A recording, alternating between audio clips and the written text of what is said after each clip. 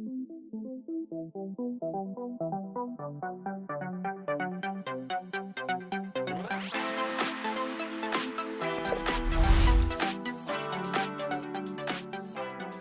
ladies and gentlemen. Today we're very lucky to have Brad, the Global Director of Dash. How are you, Brad?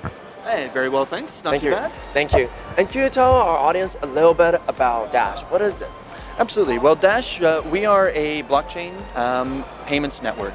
We are focused on freedom of money, and we do this through a couple of different ways. However, it's around near instant transaction speeds, so we can transact through our instant send feature in right around a second or less, as well as extremely low costs. So our instant send feature right now is approximately 5 US cents to send, regardless of the amount. And then additionally, the normal transactions even less than that. So speed, low cost, and then strong governance, which is what we have through our DAO. And the self-funding treasury model that we have that really creates that kind of forward momentum and allows us to take a proactive approach to development of the network. So Brad, can you tell us a little bit of how is Dash positioned itself being the PayPal of cryptocurrency world? Yeah, so as a payment network and as an alternative form of payment, that is our clear and defined focus. So I think first off, that really helps us as far as identifying the paths that we want to take in the future and how we want to grow the network. And in addition to that, what we're doing is we're really looking at outside and really the entire ecosystem, I guess, as far as those potential partners. So whether that is specifically in, say, the remittance space, and again, partners that can provide obviously help services for our users, etc. That's really the way we're focused, through that additional partnerships, through growing that ecosystem, finding those use cases. But additionally as well, Dash, through that self-treasury mechanism, the way we can really position ourselves well is that gives us basically a budget anywhere from $5 to $7 million a month at this point. And that treasury allows us, again, to really move the network forward. So whether that's investing in partners in our success, whether that's additional, say, startups or sponsorships that comes through that proposal process, that self-funding mechanism, we don't need to rely on any sort of donations of time or money, and so therefore it's that proactive approach rather than reactive that the way some of the more passive protocols are, that really sets us apart. And especially now, Dash is implementing it in multiple countries, trying to also working with different commerce as well. How are, let's say, in terms of regulators, how do you see that?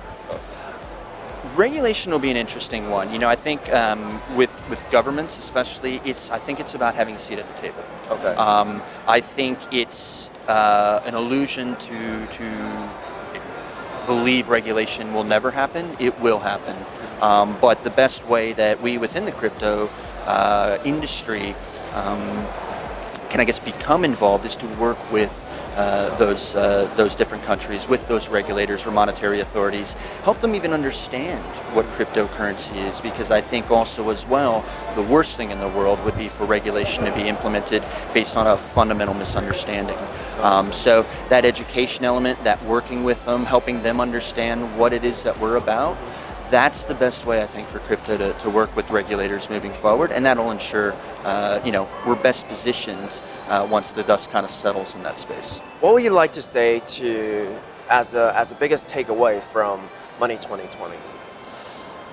The biggest takeaway from Money 2020, I think, is that this is still very much an evolving market. I think the reality is cryptocurrency in general does have an element of some additional maturation before we really start to see a lot of this, kind of more mainstream adoption.